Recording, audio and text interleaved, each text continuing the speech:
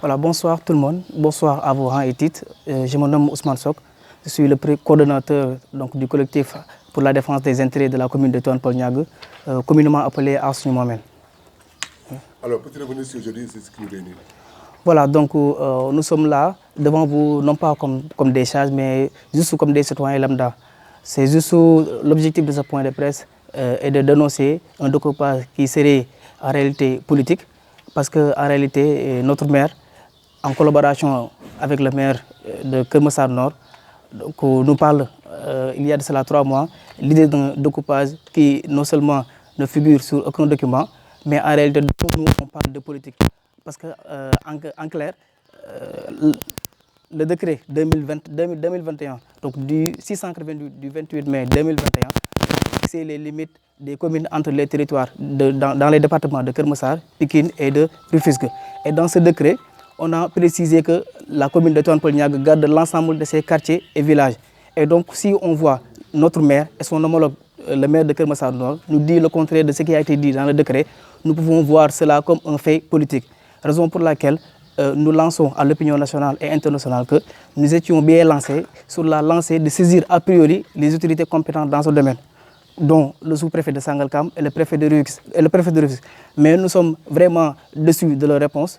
attristés, voire même exaspérés, parce qu'on nous a orientés dans notre maire, qui en réalité est invisible, irresponsable, voire même incompétent sur ce dossier. Donc, raison pour laquelle nous nous disons nécessaire de lancer un appel solennel au président de la République et son nouveau ministre des collectivités territoriales pour régler définitivement ce problème. Parce qu'en réalité, nous ne voulons pas se retrouver dans un terrain d'affrontement. Et nous disons au maire de Keur Massar Nord que si la situation persiste, nous n'hésiterons pas à répondre avec l'argument de la force. Ainsi, je termine en lançant un appel. C'est quoi l'argument de la force? De répondre avec la violence, s'il le faut. Parce qu'on l'a déjà alerté depuis lors. Donc, nous lançons un appel aux gens, aux prédateurs fonciers, aux armes mal intentionnés et surtout même aux pessimistes, de leur dire qu'en réalité, nous sommes très fiers, jusqu'au plus profond de nous-mêmes, parce qu'en réalité, c'est un combat juste et noble. Et c'est un combat indispensable, en réalité, pour mettre fin à ce pillage de nos ressources foncières qui nous a été exigé par force. Voilà, je vous remercie. Donc, vous ne quitterez jamais Tivaouane Peulh? Vous ne quitterez jamais la commune de Tivaouane Peulh? Non, nous ne pouvons pas quitter la commune de Tivaouane Peulh parce qu'en réalité, ce que nous sommes en train de défendre, c'est en réalité, comme on l'a nommé, Aar Sunu Moomel, c'est notre Moomel. Donc du coup, c'est le concept que nous avons avancé. Dans ce cas, nous n'hésiterons pas à défendre ce concept dont on vous parle, Aar Sunu Moomel. Donc vous parlez de deal politique. De deal politique, en réalité, comme on l'a dit, en réalité, le décret 2021, 688 du 28 mai 2021, a bien précisé les limites des territoires entre les communes, comme j'ai cité, dans les départements de Keur Massar, Rufisque, Pikine et Guédiawaye. Alors qu'au moment où nous vous parlons, les maires, notre maire et son homologue de Keur Massar Nord nous parlent d'un découpage dans lequel un découpage qui ne figure dans aucun document. Et ce que nous disons de fait politique. Pourquoi? Parce qu'en réalité, le décret que nous avons avec nous, c'est le décret qui a été signé par l'ex-ministre des collectivités territoriales, Omar Gueye, approuvé par le ministre de l'Intérieur, Antoine Diop, et signé par le président de la République. Et dans ce décret, les partis qu'on nommait, ça veut dire les partis partant donc, du croisement Tivaouane Peulh jusqu'au croisement Apex, font partie de la commune de Tivaouane Peulh Niaga. Et vous risquez de... S'il le faut, s'il persiste, le maire de Keur Massar Nord. Non, il faut le dire, s'il persiste, nous allons porter plainte. Oui, c'est ce que j'ai dit. S'il persiste de mener ses activités politiques dans notre territoire, nous n'hésiterons pas à porter plainte au niveau de l'OFNAC. salaamaaleykum mbokki Sénégal salaamaaleykum mbokki commune Tivaouane Peulh Niaga tey suñu jàkkaarloo ak way taskatu xibaar nag lenn rek moom moo ko tax a jóg muy dénoncer ak ñaawlu lii nga xam ne mën nañ koo duppee deal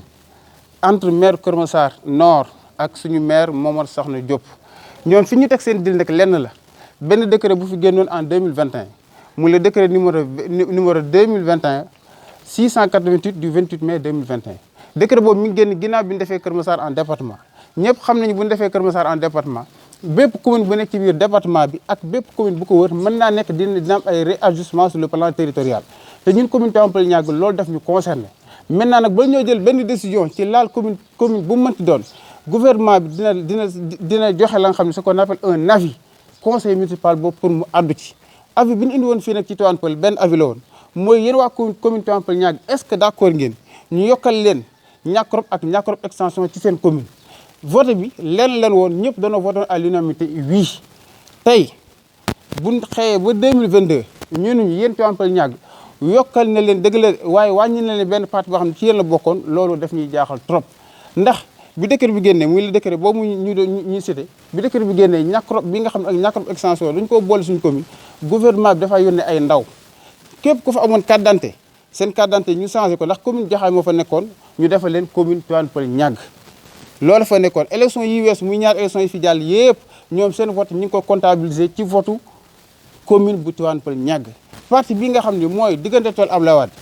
jàpp croisement APIX tey bu ñu bëggee gëmloo ni dafa bokk ci Kër Massar Nord te cité ya fa nekk ak quartier ya fa nekk tey lépp lu ñuy wër ci mbiru administration maire Tivaouane Peulh lañ ko defee seeni vote ci commune Tivaouane Peulh Niague lañ koy defee bu ñu bëggee gëmloo tey en 2022 ni Kër Massar Nord la bokkoon loolu yaa problème loolu ma waral suñu xeex tey bi mbir mi jógee il y a 2 wala 3 mois ci ginnaaw interpellé nañ ñun war a interpellé fii ci gox bi muy le sous-préfet muy le préfet ñoom ñëpp li ñu tontu mooy dellu leen seen maire suñ maire nag ñëpp xam nañ ko ci loo ko laaj mu ni yëguma ko loo ko laaj mu ni xawma ko woon sous-préfet yi loolu ñun waxoon ñu li ñu ko jàppee leen kese la mooy daw seen responsabilité le ministre Oumar Gueye bi ñu ko interpellé moom tamit d'accord nañu pour recevoir ñu dem ba Sangalkam toog mu tay la ñu din boole ak chef de village loolu lenn kese lay nural maanaam ñun bëgguñu leen recevoir ñun nag am nañu information ni maire Kër Massar Nord mi ngi dugg suñu gox parti bii ñuy kaas Tivaouane Peulh la bokk amul benn décret buy wane ni bokkul Tivaouane Peulh donc bu fa duggee tey di jël ay impôt mi ngi ñuy tooñ te ñun bëgguñu affronter ak moom parce que population yi benn la mais yoon dafa am état dafa am te l'état est très bien organisé sur le plan territorial commune bu ne am na foo yam amul benn maire bu am droit dugg ci commune jàmbur di fa collecter impôt lii ñuy def nag dañuy lancer un alerte à l'endroit du ministre des collectivités territoriales mais également à l'endroit du président de la République bëgguñu affrontement ci gox bii nii bis bu ñu dajewaateeg nag le maire de commune Kër Massar Nord muy dugg suñu gox di fa collecter impôt lu fa am rek nañ xam ni waxoon na leen ko le président de la République na ko arrêté te mu ñëw nag délimitation yi ñu leeral ko ba ku ne xam foo yem mais nag li ñu moom ñun amul kenn ak foo mënti doon duñ nangu mukk ñu koy jël dèjà ñun ay problème kese lañ am buñ bëggee liñ fi am di ko yaxanal tuuti pour mën a jekka suñu commune ñu bëgg koo jël di ñu ko tayleel ngir ay intérêt crypto personnel loolu du lu ñuy nangu wasalaam wa rahmatullah xam nga boo duggee ci commune Diambor di fa collecter impôt parce que lii nii suñu commune la bokk ma leeral ko mooy diggante tool Abdoulaye Wade jël voie de contournement bi dugg ci APIX ba ñëw croisement APIX loolu ci Tivaouane Peulh la bokk ci amul benn décret bu ko dindi bu dee maire Kër Massar dafaa dugg di collecter impôt mën nañ koo jàppee sax mbiru sàcc ngeen baal ma ci kàddu gi bu ko defee dañ koy porter plainte donc dañuy lancer un arrêt muy yam ba kër ñu rek moom merci bien dit